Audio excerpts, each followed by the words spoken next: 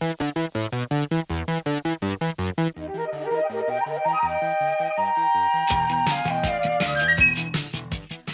to Flute Space, a platform created to share interesting stories related to life as a flutist and discovering inspiring content in form of a podcast. You can catch up with us on our Instagram at theflutespace, and you can listen to our episodes on Apple Podcasts, Spotify, Google Podcasts, and YouTube. All these links can be found in our link tree in the description. If you want to support us, you can buy us a coffee on buymeacoffee.com/theflutespace. In our third episode, we had a talk with Ine Vanoeveren, who is a Belgian-based contemporary flutist. And an interdisciplinary artist focused in tech, specifically in virtual and extended reality. Well, basically expanding the way we perceive performances. And in our last episode, we talked to her about her personal life, her development as an artist, being interested in many things, and how did she develop as a flutist. But she's also teaching in the Conservatory of Liege, where you can study with her.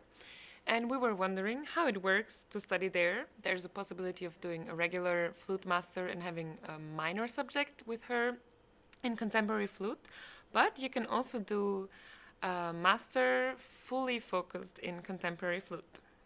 Yeah, so we have quite some master degrees in Liège. There are all the specialties, but also there is a generic master.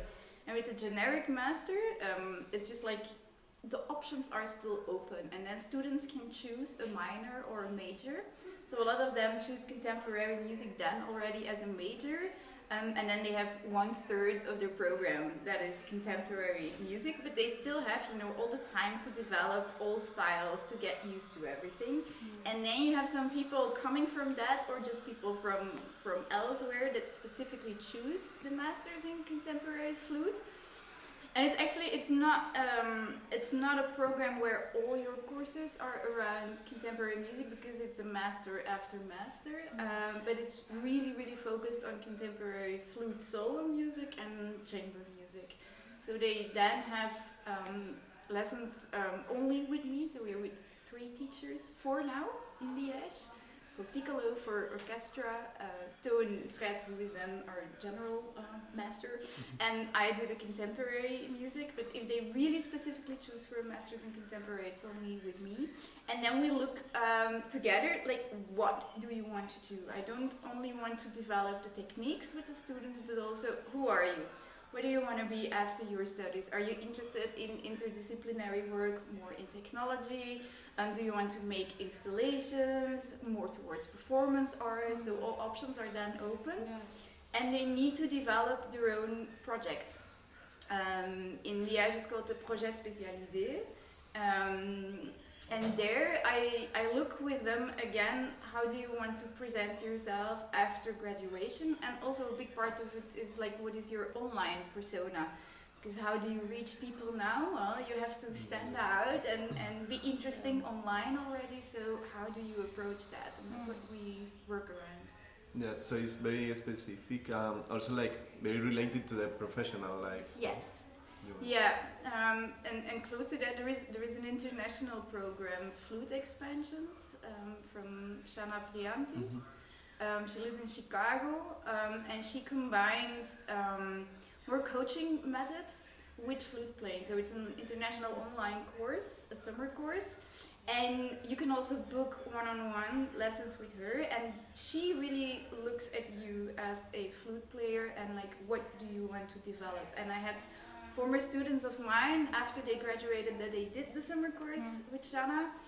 For example, Alban, she created a one-woman show, which I find, very, very interesting and very ballsy of her to do. Renata developed her PhD application afterwards, and they find their way specifically with their own interests. And I think that is interesting, and just delivering another path of flutists that are technically very, very good, but what are you gonna do next? interested in. Yeah, and also I think like in contemporary music you see yourself more like an artist than just a flutist. Yeah. So yeah, it's a good way like to decide where you want to go and how you will do it. Yeah, exactly. Times changed already when I was a student, but even more now, and I think it's important and also a responsibility of us who are lucky enough to teach at the conservatoire that we give enough options for young people to find their way afterwards. So how would you introduce the contemporary music to a flute student? Someone that has some basic knowledge or knows of the music but has never experienced it. So every year at the beginning of the academic year I organize boot camps, contemporary technique boot camps. It's obliged for all the flute students in Liège, and it's to get to know the techniques and also to not get scared of the techniques. During Corona, I wrote a guide for students. It was based on research that I did during my doctorate. And it explains the most common contemporary techniques and how practicing those techniques is actually related to your classical, normal flute playing, so that it doesn't harm your classic flute playing, but it actually helps your classical flute playing. So we start with that. And then I also check with the students, like, okay, if this is your first time really jumping into the repertoire, you really never played contemporary music before, there are some easy ways in with some pieces. Some of those pieces, for example, there is always Voice by Takemitsu, but believe me, when you're teaching contemporary music for several years already, after a while you get a little bit tired of teaching Voice by Takemitsu. So I also try to give some other pieces. There are the Sharino pieces that I think are a great start because they focus on 1, 2, 3 techniques per piece, but repeatedly. So you will get adapted to 1, 2, 3 techniques in a performing way and not just like in a practicing way. There is also another piece that I give quite a lot. It's Come perduto nel mare un bambino by Nadir Vassena. He is a Swiss composer and he studied with Sharino, which is very clear in the notation, but it's a very short piece. And it's full of notes. So people are in the beginning really scared when they see all those notes, all those fast notes. But it is to change the mentality that you need to get rid of the strict interpretation of looking at notes. You have to get free from that score. And when you think note per note, it will never work. It will never be fast enough. So this is an ideal exercise to already get away from that score and get really a free flexibility in speed and in velocity. There is also Firstborn Unicorn by Giovanni Verrando, also focuses on a few techniques. Piece I really liked is by Lei Liang. He's a Chinese composer, a professor at UC San Diego. It's In Praise of Shadows. It's very melodic, it's very beautiful. So this is also an easy way in that contemporary music can also be beautiful.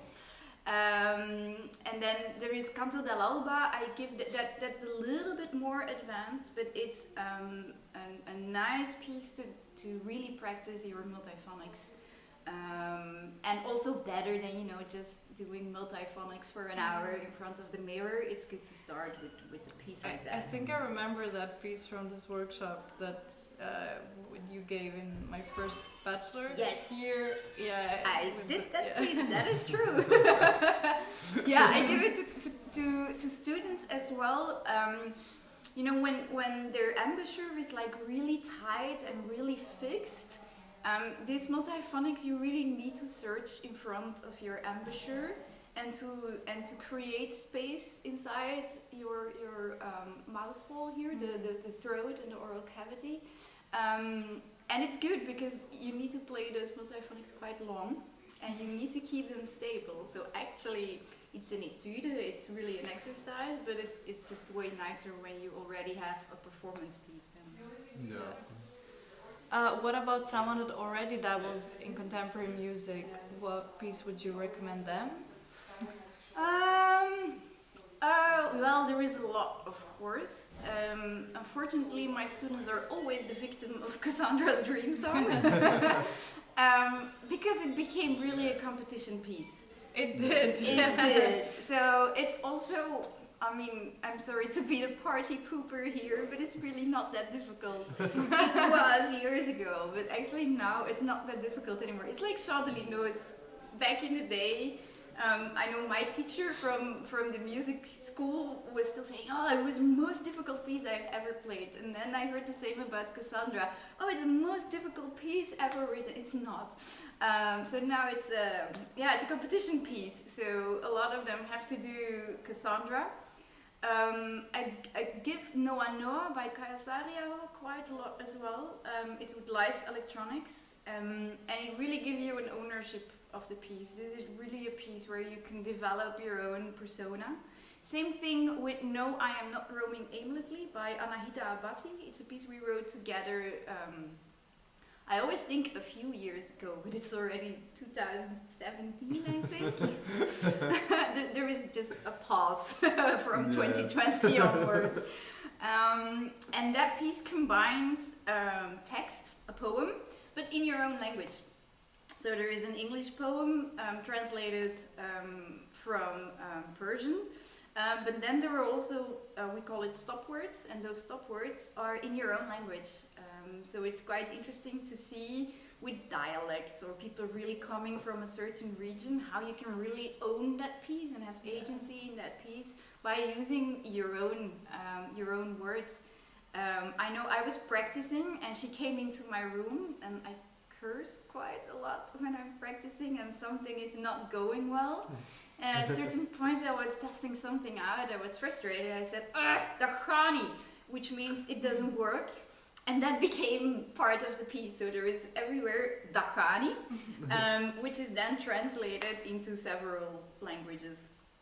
Wow, that's so nice. I can recommend it. How do you choose actually pieces and works from composers or to work with composers? Yeah, because like nowadays there are a lot of composers coming up.